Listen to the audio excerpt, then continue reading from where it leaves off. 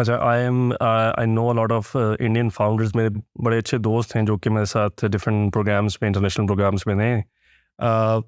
एक चीज़ जो मैं नोटिस करता हूँ ना, अब देखें आप, जब सबसे ज़्यादा जो एक सिटी वाइज़ एक किसी जगह पे यूनिकॉर्न्स है ना, वो तो अभी भी सैन फ्रांसिस्को के अंदर है। यू विल बी सरप्राइज़्ड कि सेकंड नंबर पे बीजिंग के अंदर है, ठीक है? और उसके तीसरे नंबर पे बेंगलुरु के अंदर है।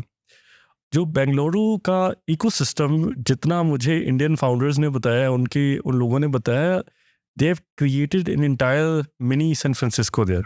ठीक है ना? उन्होंने अब सारे जो बड़े की प्लेयर्स हैं, अब वो वहाँ पे जगह लेने के लिए जो ना मारे-मारे फिरते हैं कि हमें इस जगह पे प्लेस होना है।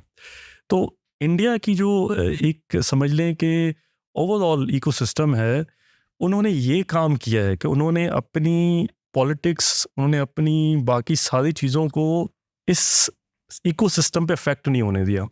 हम क्या करते हैं, हम जब कोई चीज़ एक ख़राब हो रही होती है तो हम हर चीज़ तबाह करने के पीछे पड़ जाते हैं, ठीक है ना? हमारा एक कोई पॉलिटिकल सिस्टम ठीक नहीं चल रहा तो हम बाकी सारी चीज़ें भी जो ना वो उसी तरह से आगे चली जाएँगी। इंडिया का एक उनको एक एडवांटेज है, दे हैव अ सस्टेन, मतलब एक सस्टेन्ड उनकी डेमोक्रेसी है फॉर लॉन्गर पीरियड, जो कि कंटिन्यू की है। They have a huge international support, क्योंकि एक बहुत बड़ी, एक दुनिया की लार्जेस्ट एक डेमोक्रेसी है।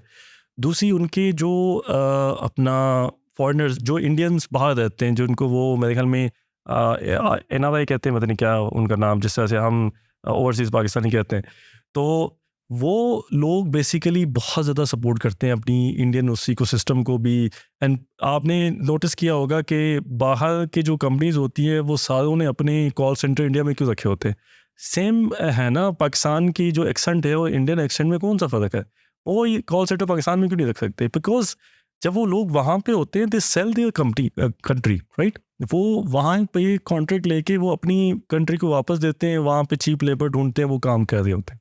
तो ये एक मेजर फैक्टर रहा है कि इंडियंस जो पूरी दुनिया में हैं, वो सारे अपनी उस इकोसिस्टम को फीड इन कर रहे हैं, और they really prefer to come back and serve the country, और वहाँ पे आके वो अपनी बिजनेसेस कर रहे हैं।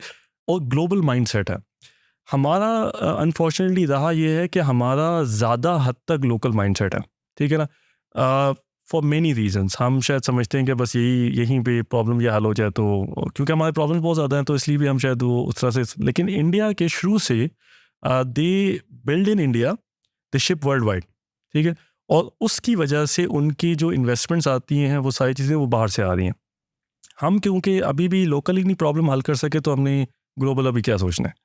उसकी रीज़न ये भी है ना कि इंडिया की पॉपुलेशन बहुत ज़्यादा है। जो जैसा पाकिस्तान की अगर आपकी 24 करोड़ की है तो इंडिया की बहुत ज़्यादा पॉपुलेशन है। वो परसेंटेज बाहर जाती है, वो ज़्यादा परसेंटेज बाहर ऐसे है। ही तो लिंक ज़्यादा होते हैं, वो दोबारा बिज़नेस में इंडिया लेके आ रहे होते हैं। पाकिस्तान है वो चीज़ थोड़ी-सी रहती है। सेकेंडली इंडिया की पॉलिसी वाइज़ बड़ी ज़बरदस्त है। जो कुछ भी हो जाए हम सेम तरह के लोग हैं, लेकिन जो कुछ भी हो रहा है वो रीजनल लेवल पे हो रहा है, उनकी प्रोविंस के अंदर हो रहा है। उनकी प्रोविंस की जो पॉलिटिकल है ना पॉलिटिक्स, वो आपके इंडियन नेचर रिफ्लेक्ट नहीं हो रही। बिल्कुल आपकी ऐसे। फॉरेन पॉलिसी सेम है, गवर्नमेंट किसी की भी हो। आपकी बाकी जो क्या कहते हैं इकोनॉमिकल पॉलिसी वो भी सेम है, आपको कोई नहीं छेड़ने वाला। आईटीयू बड़ी अच्छी एग्जांपल है इंडिया के अंदर।